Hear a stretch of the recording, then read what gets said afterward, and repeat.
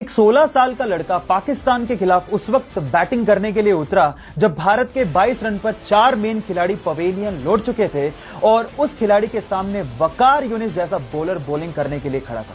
अचानक से वकार यूनिस का एक बाउंसर उसके नाक पे लगा तो सीधे नीचे गिरा और उसके नाक से भयंकर खून बहने लगा।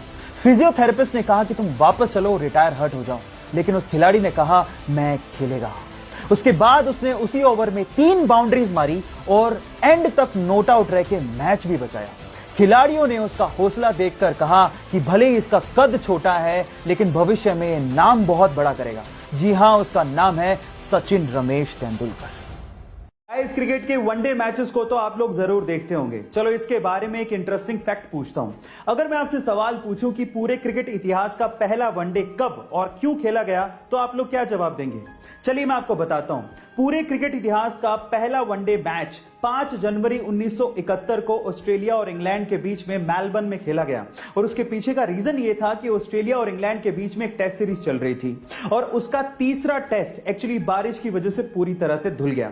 आयोजकों को भयंकर नुकसान हो रहा था, टिकट के पैसे वापस देने पड़ते, इसीलिए ऑस्ट्रेलिया और इंग्लैंड के बीच में मात्र एक दिन का 40 ओवर का मैच रखा गया जिसमें एक ओवर में 8 गेंदें फेंकी जानी थी और इस तरह से क्रिकेट इतिहास का पहला वनडे खेला गया। है ना इंटरेस्टिंग फैक्ट?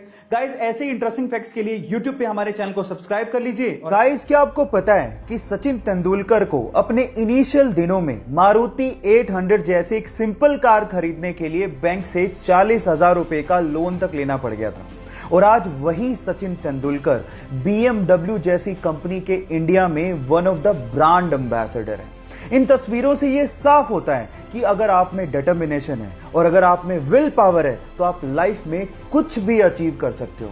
इसीलिए अपने आप पे विश्वास रखो और जिस चीज को कर रहे हो उसको करते रहो तब तक जब तक आपको सफलता हाथ नहीं लग जाती। इस बारे में आपका क्या ख्याल है? चैट सेक्शन में लिखना मत भूलिएगा।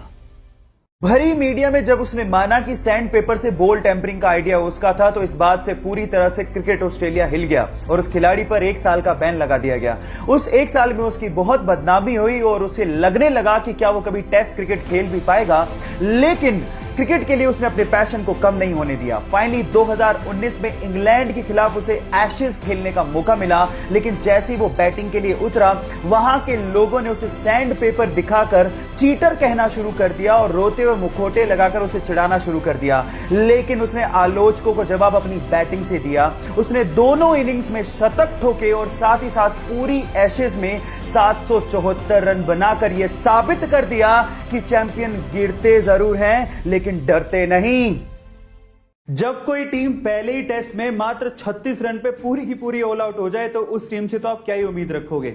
लेकिन चैंपियंस जानते हैं कि जहां पर लोगों की उम्मीदें खत्म होने लगे वहीं से ही बाउंस बैक करना होता है, क्योंकि गिर के उठने वाले को ही मुकद्दर का सिकंदर कहते हैं। और कुछ ऐसा ही किया टीम इंडिया ने दूसरे टेस्ट मैच में, जहां एक और विराट कोहली, रोहित शर्मा और ईशांत शर्मा जैसे खिलाड़ी खेल ही नहीं रहे थे, वहीं सबको लगने लगा था कि अब तो गई भैंस पानी में। लेकिन तभी अजिंक्य रहाणे की कप्तानी और उनकी शतकीय पारी, रविंद्र जडेजा के ऑलराउंड प्रदर्शन और बुमराह की गेंदबाजी ने कमाल ढा दिया और सेकंड टेस्ट में इंडिया ने ऑस्ट्रेलिया को उसी की जमीन पे धूल चटा दी। गाइस, इंडिया की इस गजब की जीत के बारे में आपका क्या ख्याल है? चैट सेक्शन में जरूर लिखिएगा और ऐसी अमेजिंग वीडियोस के लिए यूट्यूब पे हमारे चैनल को सब्सक्राइब कर लीजिएगा